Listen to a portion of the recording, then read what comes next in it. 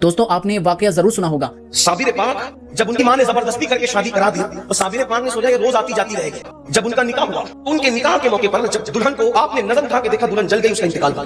तो साबिर पाक ने आंख उठाई और आंख की आंख में डाल करके बीवी के दिल में इश्क इलाही की आग लगा दी और उसी आग से जल करके उसने जान जाने के हवाले कर दिया। अब हमारे दूसरे बरेलवी मौलाना का जवाब सुने। साबिर साहब ने तो बीवी को जला दिया था, तो तूने देखा था जला दिया था? बिल्कुल मन गलत है ये सारे वाकया।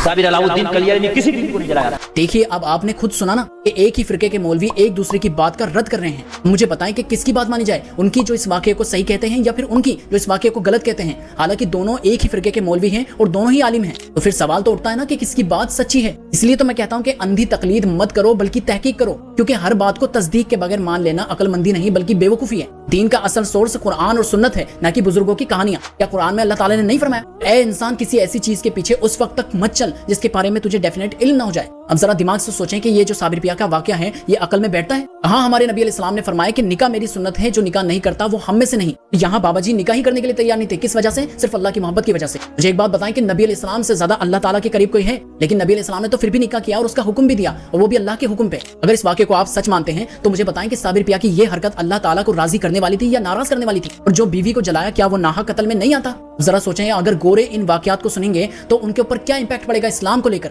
इसलिए तो इस तरह के किस्से कहानियों को सुन के लोग आज गुमराह हो रहे हैं। जाहिर है जब मिंबरों पे बैठ के ये मौलवी ये किस्से कहानियां सुनाएंगे तो आवाम तो गुमराह होगी ना। आवाम तो फिर जाकर उनके कब्रों पे सजदे करेगी। इसलिए मैं कहता हूं कि इन झूठे किस्से कहानियों से बाहर आएं और कुरान को तर्जुमे के साथ पढ़ें। अपने आप आपका दिमाग खुल जाएगा इंशाअल्लाह ताला।